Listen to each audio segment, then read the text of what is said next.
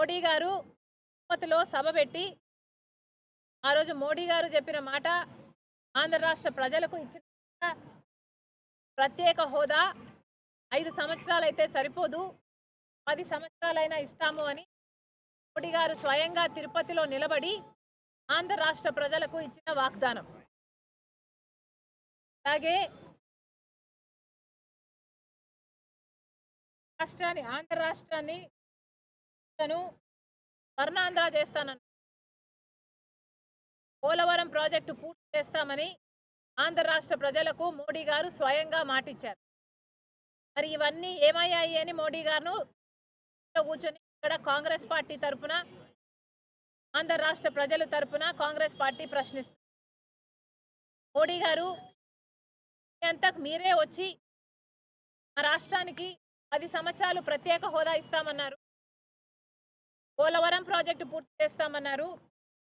విభజన హామీలో AP reorganisation act ప్రకారము అదొక చట్టం.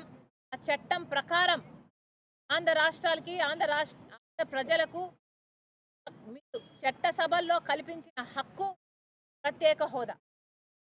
ప్రత్యేక హోదాయే కాదు, పోలవరం ప్రాజెక్టు పూర్తి చేస్తామన్నారు, రాజధాని ఒక క్యాపిటల్ సిటీ కడతామన్నారు, 10 సంవత్సరాలకు హైదరాబాద్ రాజధాని కామన్ క్యాపిటల్గా ఉంటుంది అన్నారు, 10 సంవత్సరాలకు అది సీజ్ అవుతుందన్న లోపల ఒక కొత్త క్యాపిటల్ కడతామని ఆ రోజు యాక్ట్లో పేర్కొన్నారు. 10 సంవత్సరాలు అయ్యేపోయింది. ఇప్పటికీ హైదరాబాదు కామన్ క్యాపిటల్గా కాదు, అది అయిపోయింది.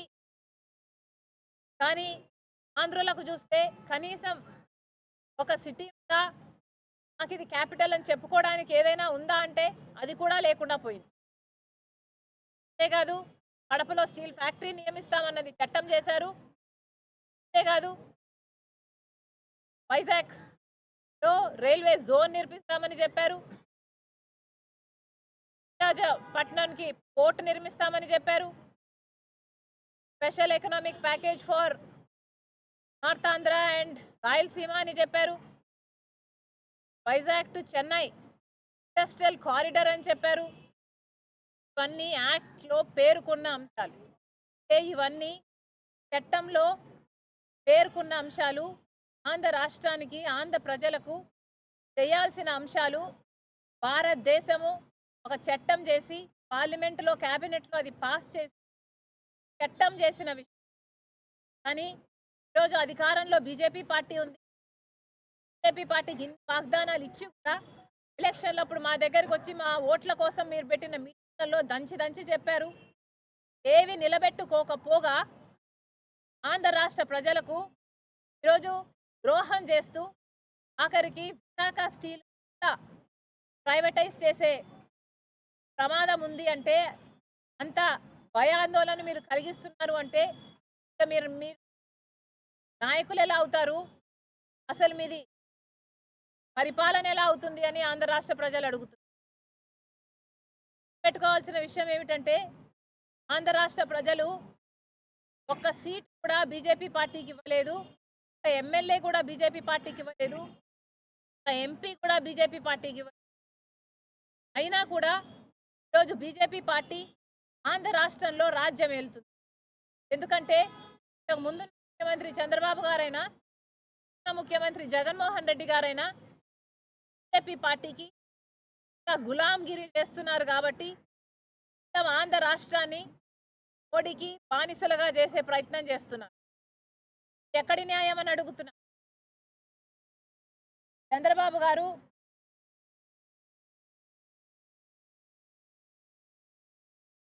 చంద్రబాబు గారు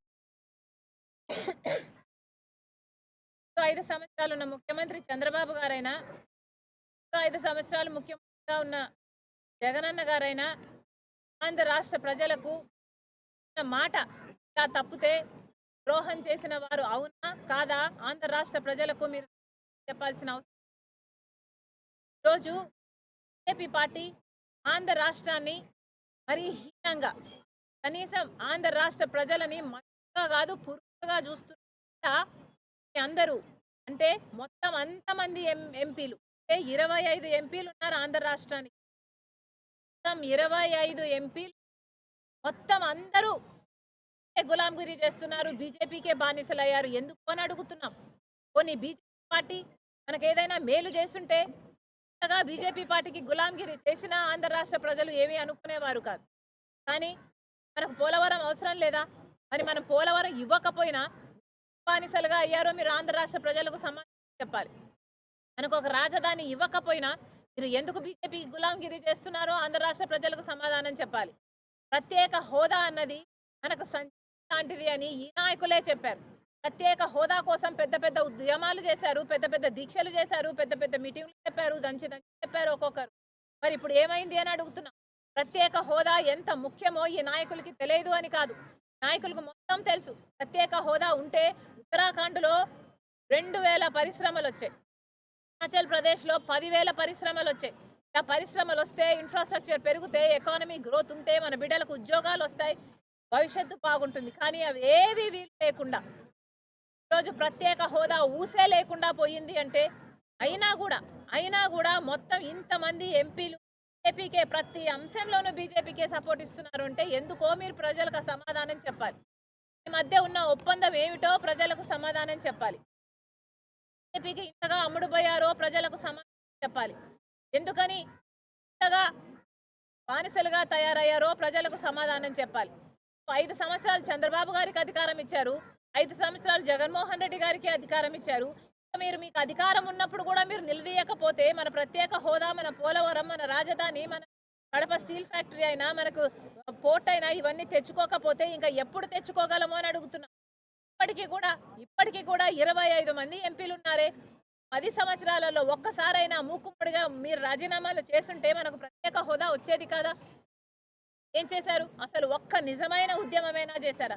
ఒక్కసారైనా మీరు ప్రజల కోసం కొట్లాడాలి అని ఎప్పుడైనా నిలదీశారా? కనీసం మోడీని ప్రశ్నించారా? ఆ దమ్ము కూడా మీకు లేకపోయింది. ఈరోజు ఆంధ్ర రాష్ట్రాన్ని మోడీ గారు అతి హీనంగా చూస్తున్నారు. 46 లక్షల కోట్ల బడ్జెట్ అయితే ఆంధ్ర రాష్ట్రానికి ఏం చేశారో మోడీ గారు ఈ జగన్మోహన్ రెడ్డి గారు, టీడీపీ చంద్రబాబు గారు సమాధానం చెప్పాలి. మరి మోడీ గారు మనకి ఏమీ చెయ్యనప్పుడు ఎందుకు గులాంగిరి చేస్తున్నారో కూడా సమాధానం చెప్పాలి. అసలు 46 లక్షల కోట్ల బడ్జెట్ అయితే మన అమరావతి రెయిన్ జోన్ కంట ఎంత కేటాయించారో తెలుసా అండి? ఈరోజు పేపర్లో వచ్చింది, 1000 రూపాయలు ఇచ్చారట. 1000 రూపాయలు కేటాయించారంట. అంటే మనకు 25 ఉన్నారు, ఒక 6 మంది రాజ్యసభ ఎంపీలు ఉన్నారు, 31 మంది ఎంపీలు ఉంటే తలా 33 రూపాయలు తీసుకొచ్చారనమాట. ఇంతకంటే సిగ్గుమాలిన పని ఇంకేమైనా ఉందా? 33 ఎంపీలు జన్మ సార్థకమయ్యేది కదా మీరు ప్రత్యేక హోదా కోసం కొట్లాడుంటే.